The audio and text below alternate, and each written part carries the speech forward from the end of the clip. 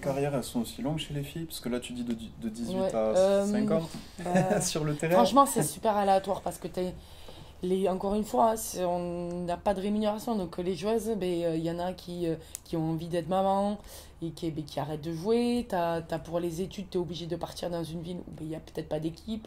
Ou pour le boulot, des fois, tu as des horaires qui font que tu ne peux pas t'entraîner ou c'est super compliqué. Donc, au bout de moment, ouais, les filles, je pense elles arrêtent. Aujourd'hui, je crois max 35. Ouais, allez. Max 35 encore. Il y en a quelques-unes qui ont joué jusqu'à la quarantaine, hein, mais c'est peut-être un peu plus court. Ouais, 30 ans, 30-35 ans, t'arrêtes quoi. Et Parce que, comme on disait, c'est aussi beaucoup de sacrifices, beaucoup d'investissement. Ouais. Au bout d'un moment, tu t'épuises. Ouais. Mais Oui, mentalement oui. surtout. Tu t'épuises et puis même les blessures, comme c'est pas pro, derrière tu bosses, t'as pas les temps de récup comme les pros. Ou même si aujourd'hui, les filles qui sont en contrat, elles ont la chance de pouvoir avoir ces quelques plages comme ça de récup. Oui, elles sont Donc que tu 30 fais ans. un autre choix. Elles sont tu que fais 30 un en autre France. choix, Au bout tu d'un fais moment, des choix boulot. t'es forcément obligé de faire un choix. Et puis même là, les contrats avec la fédération, c'est 30 joueuses, on parle de 30 joueuses en France. C'est pas... Je sais pas combien il y a de licenciés rugby féminin en France, mais... J'ai le chiffre quelque part. Voilà. C'est 4 000 ou entre 4 et 5 000, non? Non, plus. J'essaierai de retrouver parce que Donc je l'ai voilà, pas donc de le tête. pourcentage, je pense que Il y a les filles aussi, il y a les green team. petites. Enfin, il y Ouais, a voilà. Ouais, bien sûr. Au bout d'un moment, tu t'épuises. Et donc moi, je vais pas me placer comme Sylvain. Je vais être le mec optimiste ou le spectateur optimiste. C'est ce que je vois qui est intéressant, qui existe déjà. C'est notamment Hamster. Oui. Vous voyez la petite Oui. série sur YouTube, donc c'est réalisé par la FFR notamment, enfin que par la FFR. La saison 1, ça suit la Coupe du Monde 2022. Ouais. Franchement, c'est intéressant. Ouais, mais c'est bien. Franchement, c'est top pour les filles et tout ça, de voir un peu ce qu'elles vivent aussi de l'intérieur. T'as trouvé... c'est quoi que t'as trouvé intéressant dans le... Alors dans déjà, les- elles sont à l'autre bout du monde. Ouais. Ensuite, c'est génial que TF1 ait diffusé, sauf que quand je bosse, que je conduis, je peux pas voir le match qui est à 8 ou 9 heures ou à 6 heures du mat. Donc c'est bien, c'était sur TF1, mais je peux pas... C'était pas... Il n'y avait pas de suivi radio, quoi. De couverture radio, je crois. Donc, non mais comment dire, tu vois, j'ai pas regardé l'équivalent pour les garçons, j'ai pas regardé, alors j'ai peut-être un peu plus vu les matchs parce que c'était à d'autres horaires, mais en fait c'est bien fait, enfin Hamster c'est bien fait, je regarde aussi les épisodes saison 2, donc pour le tournoi Destination Actuelle, en fait c'est intéressant, c'est un peu comme une série, Ça permet de voir le quotidien, quoi. Ouais. Tu vois des joueuses, tu vois les problématiques, tu vois qu'il y en a une, elle est maman, mais il y a sa chérie qui est peut-être du côté de Montpellier, je sais pas. Bordeaux, c'est une... Maintenant, elles sont sur Bordeaux. Bordeaux, Elles étaient à Montpellier et là, elles ont déménagé sur Bordeaux. Elles ont quitté le club. Mais parce que elles sont de Bordeaux, elles sont originaires de Bordeaux de base. Ok. Mais voilà, pareil, c'est ok, il y a du sport masculin très intéressant, mais sport féminin, je trouve ça aussi bien. Alors, c'est pas les mêmes choses, c'est pas les mêmes émotions qui ressortent, c'est pas les mêmes caractères. Mais ouais, j'ai bien aimé Hamster, alors j'en ai noté d'autres. Humble et engagé, donc de Inès Irigoyen, c'est très intéressant. Ouais. C'est un peu plus de l'info. Alors, déjà, c'est de l'audio. Donc, c'est différent.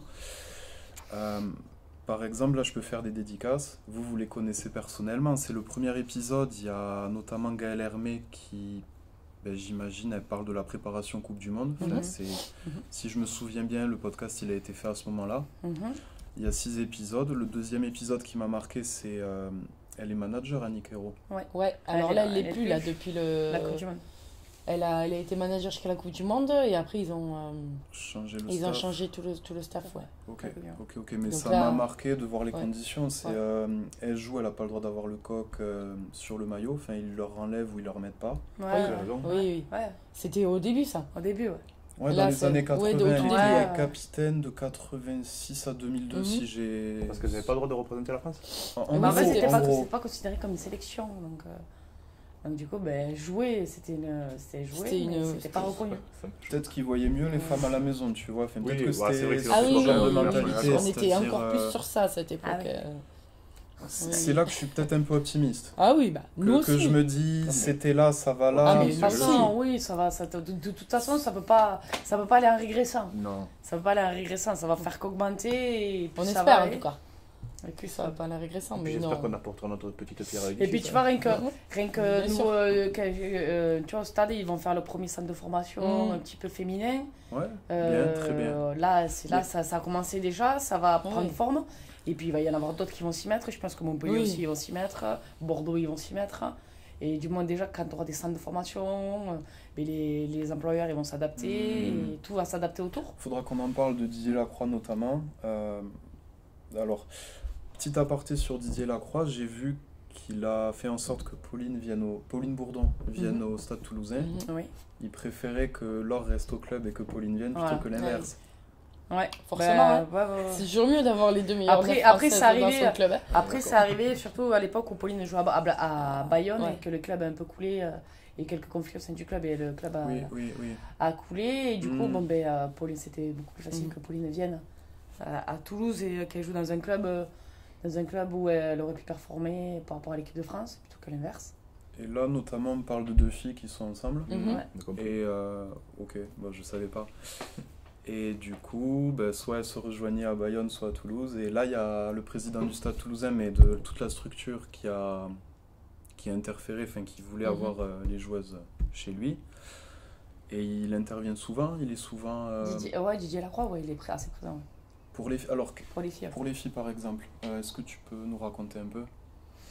Didier, il a été pris, ça fait combien de temps maintenant? Je sais même pas combien de temps ça fait qu'il est présent, mais depuis qu'il est là, 3-4 ans, ouais, depuis au qu'il hein. moins. est là, enfin au sein du Stade Toulousain, ça a pris quand même une autre ampleur Chez chez les filles, où il il a mis agit les dans les moyens, transferts. Il agit dans il les agit transferts. beaucoup, tu vois, mais même pour les... Il recrute. Alors si tu veux, dans le rugby féminin, c'est Ouais. compliqué de recruter, Ouais.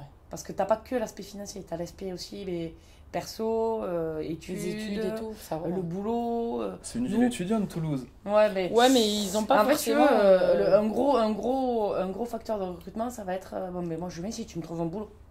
Oui, Parce que oui. je veux. C'est un peu ça aussi. Comme Des voilà. fois, dans le rugby amateur, Voilà. c'est aussi un C'est peu ça. C'est ça. beaucoup plus ça C'est que moins- l'argent, parce que Ah oui. l'argent, je te dis, c'est pas les 400 balles par mois qui te viennent. Hein.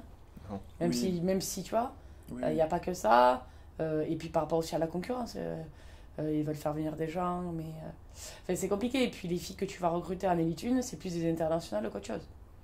Si tu veux, et comme ça, elles sont déjà dans des structures où elles ont déjà presque tout, Ouais. c'est compliqué de recruter des filles. Mais tu c'est- sens quand même qu'il est présent. C'est-à-dire il est- que, ok, il Oui, il reçoit les filles. il y a des limites. Il aide au recrutement. Il y a aussi, alors, tu as Emile Ntamak qui lui fait partie de l'association, Ok. Ok. qui lui aussi rentre en jeu. Tu as Olivier Marais, mais lui c'est le manager de la section féminine, donc il y rentre aussi beaucoup en jeu. Oui, il est présent, DJ est présent. Et à l'époque, j'avais croisé Laurence Bréonnet Oui, ouais. Laurence Brownie, ouais, qui a quand j'étais beaucoup... en stage. Oh, ouais, et si tu veux, mais bon, Laurence, c'est l'ancienne vice-présidente quand on n'était pas encore intégré au SAD. STRF, Ouais. du STRF. Elle était STRF et qui a beaucoup, Ah ouais. elle a fait énormément pour que le rugby féminin, enfin du moins à Toulouse, soit connu. Et elle fait partie de l'aventure aussi, à l'époque avec David Girard, et il y avait Sébastien Azier aussi qui était Ouais. président. Et ils ont beaucoup œuvré pour que... Vous pouvez faire des dédicaces comme ça, il n'y a aucun souci. Enfin, bisous à j'en ai à Lolo, faire ouais, aussi. ouais. Et, Lolo. Bisous à Lolo, ouais, merci pour tout ce que tu as fait. Hein. Ouais, c'est clair. Et, David Gérard était aussi assez sympathique. Enfin, il discutait. David Quand je l'ai croisé dans Oui. les bureaux, enfin, déjà, c'était alors soit votre coach, soit votre manager. Enfin, Une- C'était coach. l'entraîneur, ouais, le coach, manager, un peu, ouais, David il faisait un peu tout. Ouais. et et en même temps qu'il il nous était entraînait. passionné. Il était passionné. Il entraînait les Crabos, peut-être. Ouais, il a entraîné Oui. les Crabos à l'époque avec Cédric Emmens, Ok. et en même temps Il les avait une- filles. Mais Et c'est vrai après, qu'il était passionné. Il était. Ouais. hyper Il avait, investi, il voulait faire, il avait plein de projets quoi. Bon après ça ne s'est pas fait parce qu'après lui il a eu des il y a sollicitations. eu d'autres opportunités, il est parti D'autres entraîner à Béziers, opportunités. après il est parti à Montauban, Pour lui sa carrière à d'entraîneur. Lyon.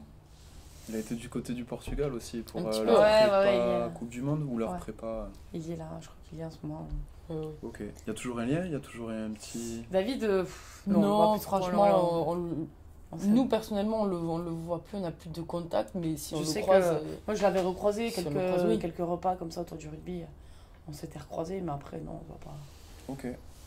Et vous, Et- ça vous intéresserait de venir en reconversion derrière, plus sur le côté administratif, plus sur le côté... Parce que là, on parle de beaucoup d'hommes qui ont l'air de faire un travail génial pour promouvoir un peu le rugby féminin, mais vous, à terme, ça vous intéresserait de prendre ce genre de poste? Ouais, franchement, moi je pense que ça me plairait plus d'entraîner que de faire ça, mais des fois il y a des situations franchement qui sont tellement agaçantes et qui sont tellement injustes que tu dis, bon, franchement, on va... T'as envie de les aider, franchement. Moi, je vois, nous, on a deux anciennes joueuses, donc Safi Ndiaye et Clotilde Flogère, qui sont aujourd'hui passées de l'autre côté de la barrière et qui... Safi, elle fait tout ce qui est... Elle est dans la partie management de la section féminine. Et Clotilde, elle est sur la partie sociale, donc tout ce qui est recherche d'hébergement, de travail, de tout ça. Et franchement, elle se donne cœur et âme pour faire avancer la chose, mais... Parce qu'il y a le côté coaching, le côté entraîneur, des fois le côté commentateur sportif, qui est souvent la reconversion du sportif. Mais ça vous intéresserait de briguer ce genre de poste et de encore donner un coup d'élan à parce qu'après, même, tu vois, il y a beaucoup de filles qui font des choix pro par rapport au rugby parce qu'en fait, elles veulent jouer là, donc en fait, elles sacrifient un peu leurs études et ça, tu vois, c'est dommage, tu vois, au lieu de... Elles peuvent pas faire ce qu'elles veulent parce que, en fait, elles doivent faire un peu du rugby et que c'est pas développé et qu'elles peuvent pas avoir accès à tout, alors que... Donc, des fois, c'est dommage, tu vois, qu'elles aient encore ce choix à faire. Alors que les filles et les garçons, eux, ils ont toutes les écoles qu'ils veulent, toutes les portes ouvertes qu'ils ont, comme ça. Tu vois. Donc, ça serait top de pouvoir accompagner tout le monde et de les aider, quoi. Mais il faut savoir qu'il y a des cellules exprès qui sont faits pour ça dans les clubs. Ça existe dans les clubs exprès pour ça. Oui. Pour les garçons, par exemple, les espoirs, les crabos et tout, ils sont en plein cœur des études. Ils ont un double projet. Il y a des cellules qui existent dans les clubs pour ça. Au stade, il y a Michel Marfin, il y a... Il y a Pierre Escalier qui gère cette... Valérie Vichy.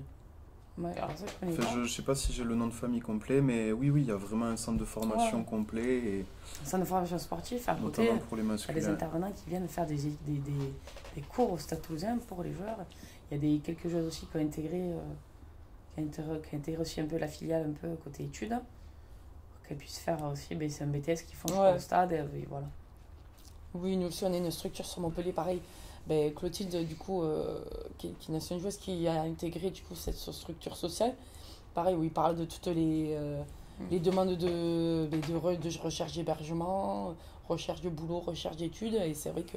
Mais bon, je t'avoue, c'est vrai que ça aide la débrouille. C'est chaud la débrouille, c'est le contact, les réseaux.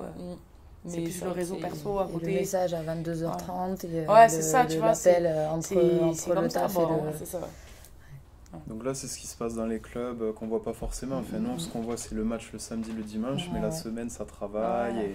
Après, tu vois, le fait que ça soit un peu plus connu, un peu plus truc, tu as beaucoup plus de gens qui s'intéressent, même donc des chefs d'entreprise. Tu vois, je te prends un exemple dernièrement, le Stade Toulousain, elles ont eu les galeries Pharmacie Lafayette comme gros sponsor, qui est qui fait vachement de com. Tu as des filles qui travaillent dans des entreprises où ça permet de trouver de l'emploi, de créer de l'emploi. Mais tu vois, c'est toujours comme ça que ça se fait et pas...